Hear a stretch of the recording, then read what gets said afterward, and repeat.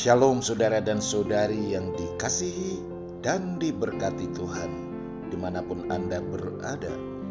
Jumpa lagi dalam Renungan INRI, Injil dan Inspirasi hari ini, hari Senin dalam Pekan Biasa yang ke-25.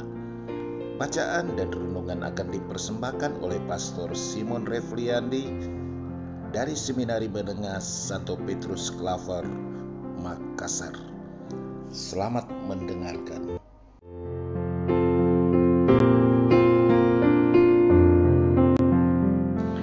Shalom saudara-saudariku yang dikasihi dan diberkati Tuhan.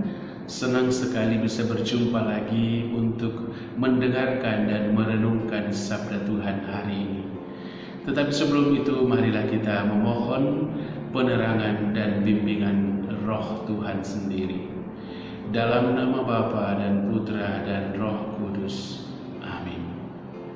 Bapa, terima kasih untuk hidup hari ini Engkau sediakan bagi kami dan atas berkat yang Engkau siapkan untuk hidup kami. Terlebih saat ini kami hendak merenungkan sabda-Mu. Bersabdalah Tuhan, kami mendengarkan. Semoga Engkau berkenan mencurahkan Roh Kudus untuk membimbing kami menyelami misteri kehendak-Mu melalui sabda-Mu. Dalam nama Putra-Mu Yesus Kristus Tuhan kami. Amin.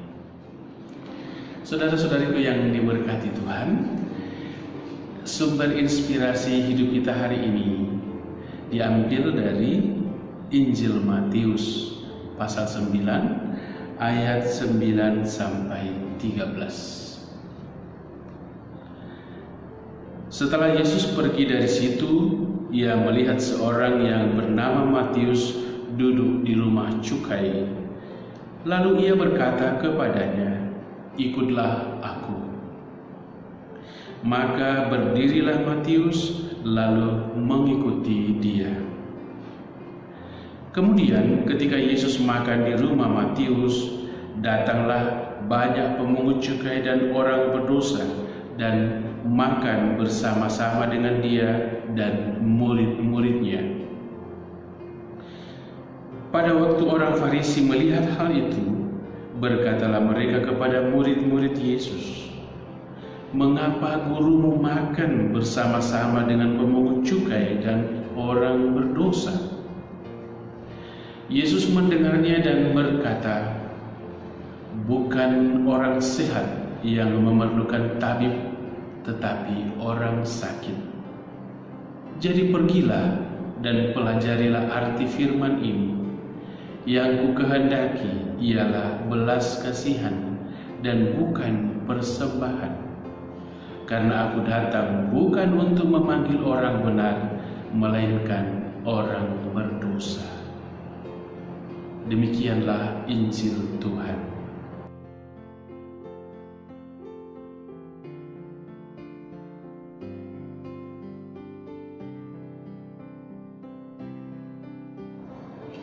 Saudara-saudariku yang dikasihi dan diberkati Tuhan, tema permenungan kita hari ini adalah Tuhan merangkul orang yang dikucilkan.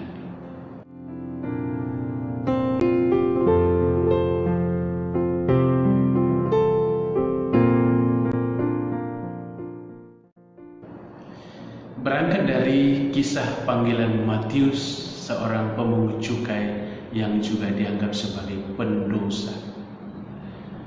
Ada pemahaman dalam masyarakat Yahudi bahwa seorang pendosa tidak diperkenankan untuk bertemu dengan masyarakat umum. Mengapa demikian? Karena para pendosa itu memiliki virus yang bisa tertular kepada masyarakat, dan dengan demikian nasib celaka, sial yang melekat pada orang pendosa itu juga akan menular kepada masyarakat. Karena itu tidak boleh, dilarang. Itu pemahaman umum. Nah, melalui kisah panggilan Matius, di mana Yesus mendatangi Matius, seorang pemungut cukai, ini mengundang reaksi tentu saja dari masyarakat dan terutama pemimpin-pemimpin Yahudi, termasuk di dalamnya orang Farisi. Mereka melihat sebuah pemandangan yang tidak lazim, bahkan dapat dikatakan sebagai sebuah skandal. Mengapa Yesus yang begitu dikagumi oleh banyak orang saat itu, seorang yang dikenal berasal dari atas, seorang yang suci, kenapa bisa ada bersama dengan Matius dan kelompoknya para pemungut cukai? Itu tidak bisa diterima. Nah, reaksi itu muncul dari orang-orang Farisi, dikatakan di dalam kisah Injil tadi. Orang-orang Farisi melihat kejadian itu dan mulai bereaksi. Mereka berkata kepada para murid Yesus, "Mengapa gurumu makan bersama dengan pemungut cukai dan orang berdosa?" Reaksi ini, suara ini mewakili suara dan reaksi masyarakat umum tentu saja. Mereka tidak bisa menerima bahwa Yesus menjumpai orang-orang berdosa. Tetapi Yesus menanggapinya, bukan orang sehat yang memerlukan tabib, melainkan orang sakit. Maka pergilah dan pelajarilah arti firman ini. Yang kukehendaki ialah belas kasihan dan bukan persembahan. Karena aku datang bukan untuk memanggil orang benar, melainkan orang berdosa. Jawaban ini tentu saja membungkam mulut orang-orang Farisi dan tentu saja orang-orang masyarakat Yahudi pada umumnya. Apa yang Yesus katakan ini merupakan sesuatu yang agak baru dalam pandangan mereka. Tetapi inilah inspirasi yang sangat menarik bagi kita. Yesus mendobrak pemahaman mereka. Yesus membaharui dan meluruskan pemahaman picik mereka.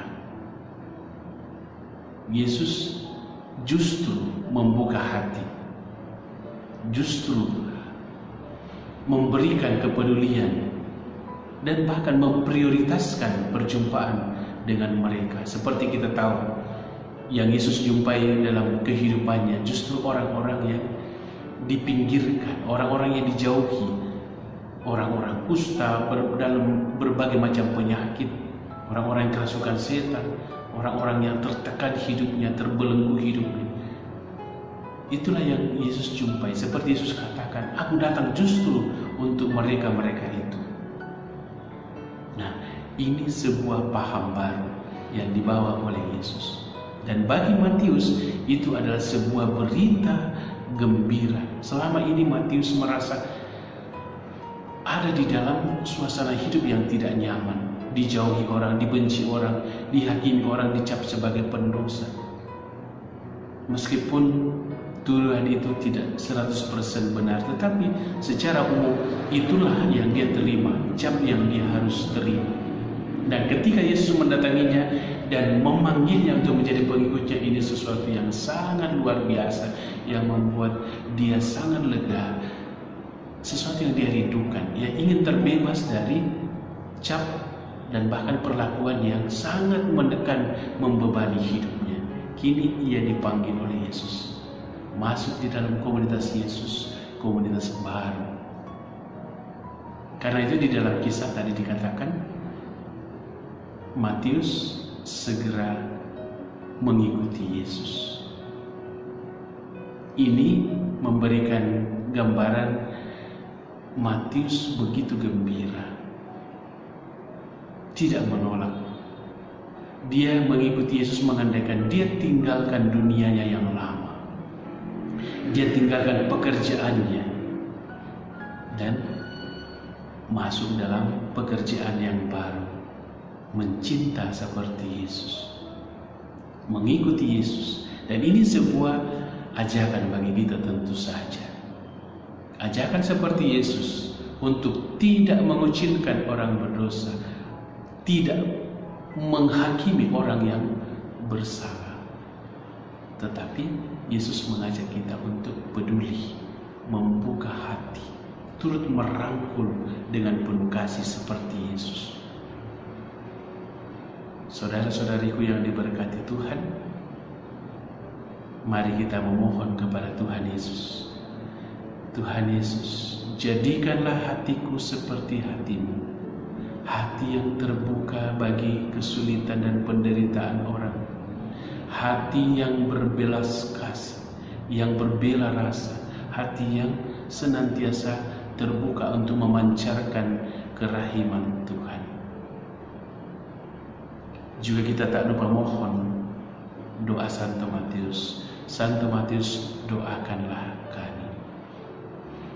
Saudara-saudariku terkasih, demikianlah sepenggal permenungan kita hari ini. Semoga dapat menjadi inspirasi yang bermanfaat untuk kehidupan kita sekalian. Tuhan memberkati saudara-saudariku dengan berkat yang berlimpah dalam nama Bapa dan Putra dan Roh Kudus. Amin.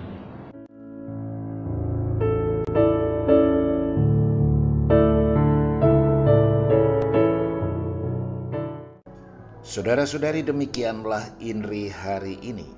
Atas nama kita semua, saya ucapkan terima kasih banyak kepada Pastor Simon Refliandi. Semoga Pastor tetap sehat, penuh semangat dan sukacita. Salam hangat untuk rekan-rekan imam, staf di Seminari Menengah Santo Petrus Klaver, Makassar, bersama dengan para seminaris serta seluruh karyawan dan karyawati. Saudara dan saudari, silakan meneruskan renungan INRI ini kepada sesama anggota keluarga, teman, dan sahabat di dalam komunitas dan kerukunan. Semoga dengan demikian semakin banyak orang berkesempatan mendengarkan firman Tuhan dan menimba inspirasi hidup darinya. Salam sehat, selamat beraktivitas. Tuhan Yesus memberkati kita semua. Amin.